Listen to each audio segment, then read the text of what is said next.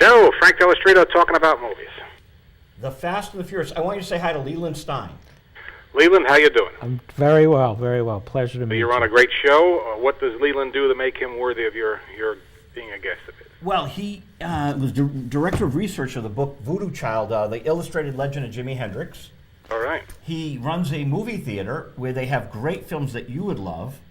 And Frank is coming up. I got to introduce you guys. He's coming up in June. He's the author of Vampire Over London, Bela Lugosi biographer. Oh, well, maybe we can have him over and we'll show some films at the same time. Want to do that, Frank? Yeah, why not? Do some Bela Lugosi films and have you talk. Woo! This guy's got 3 books out, and he's just Frank. You're just amazing. So we're showing Lugosi right now from the Illustrated Dracula. Okay. Bram Stoker. It says have you ever seen the Illustrated Dracula? I'm ashamed to say I have not. I have seen books of. I've seen copies of the novel that are illustrated, but I don't know if I've seen the one you're looking at. This is great. It's Dracula with all the Lugosi pictures in it. Wow. So it's just totally amazing. You know, we've shown how some... old a book is that? Yeah. I don't know, but Leland's father owned Stein and Day. Did you know that publisher? Well, years ago, in this small publisher in New York in the 60s, but we've shown a few of the old silent films with live accompaniment, and one was a film called Vampire with a Y. Do you know that one? Wow. I do. I don't know if we're talking about the same one. There's a Danish one, 1932, which isn't silent, but might as well be because there's so little sound in it. Yeah, yeah. Then there's one of the silent area that one of the things Dracula did was put vampire, the meaning of vampire, back to its original definition. In the 1920s, before Dracula came out, if you said vampire to a person, they would assume that you were talking about a femme fatale. So I don't know which movie you're talking about.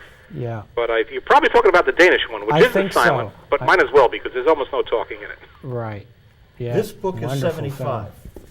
Okay. No, the reason I asked is there was actually a book put out in 1931 when Dracula came out. Bill, if you had that, you'd be sitting on something that would be worth at least $500, maybe more, depending on its condition. And it's called The Illustrated Dracula? I think it's just Dracula by Bram Stoker, but there's illustrations of Bela Lugosi in it that came out in conjunction with the movie. Wow.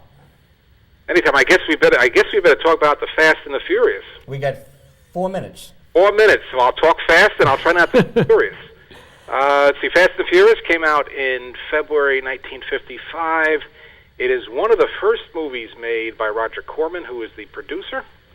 And as a rule of thumb, you can take the days of filming of Roger Corman movies and multiply it by 10,000, and that's the budget. So this, nobody knows the exact budget of this, but it was filmed in less than 10 days, and it cost less than $100,000. And I'd never seen this movie before you asked me to talk about it. I watched it last night, and I wasn't expecting much because a lot of Roger Corman's very early movies are pretty crude. They're made for the drive-in crowd, a non-discriminating audience. This is not a bad movie at all. Incidentally, it has no relation to the 2001 Fast and Furious that put Vin Diesel and Paul Walker on the map, though I understand they did actually purchase the title. Always dicey in copyrights, how much claim you have to a title. Though they did pay some money to use the title, but there's nothing like it. The 2001 movie is an undercover cop in the street racing culture of L.A., and this is an innocent man on the lam movie, a guy who's wrongly accused of murder, escaped from prison, and in his attempts to get to Mexico, he winds up racing a Jaguar in a cross-state race in California, hoping to get across the Mexican border. You will find that out in the first few minutes, so I haven't spoiled anything for you. This is the first film released by the company that would soon become American International Pictures. Wow. And again, I wasn't expecting much because their early movies tend to be kind of crude, but this has a certain slickness about it, and I think we owe that to John Ireland, who is both the star and the co-director. John Ireland, and I'm surprised at the cast of this movie because American International and Corman, were picking up actors without much renown at the time, and they have John Ireland, who was he was an A-list supporting actor of the 1950s. I think he had a good role in Spartacus a few years later, and a couple of years after this movie, he played Johnny Ringo, shot down by Kirk Douglas's Doc Holliday in Gunfight at the Oak Corral.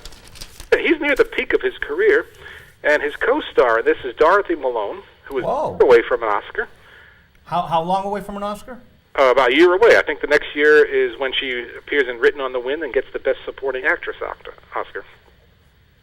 And she's been on the ascent. She was in movies from the 40s when she was quite young. She's only 30 years old in this movie, and she's been on the ascent. So she's near the peak of her career. And they both wind up in this low budget, filmed on the order of a week movie, and they bring some real class to it. And John Ireland's direction, along with Edward Sampson, who's the other co-director, is spot on. So without much budget and without much time, and using stock footage of auto races, they pull it off. And Roger Corman wrote it. Excuse me? Roger Corman co-wrote it? No, Corman was the producer. I thought on Wikipedia it said he co-wrote it. Maybe I'm wrong. Maybe he did. You can't always believe what you read in Wikipedia. Wikipedia. He played. That's correct. That's it? No, that's correct, that you can't always believe Wikipedia. Okay. No, I'm a big fan of Wikipedia, so if they say it, I'd take them over me, but I didn't know that. And another minute. One more minute. And you have to watch really carefully because you won't see him very easily. But he is in the movie. Who, Corman? Corman plays a race car driver. Wow. And it's only because, with the budget constraints, he probably came for free. I love it. But you will have to look really close, if at all, to see him. And again, with like a lot of these public domain movies, there are numerous versions available. So I'm not sure he's in all of them because if you sneeze, you won't see him. Two other actors in this: Bruno Vasoda, who's a short, fat guy, and when you see him, you say, "Yeah, I've seen him before."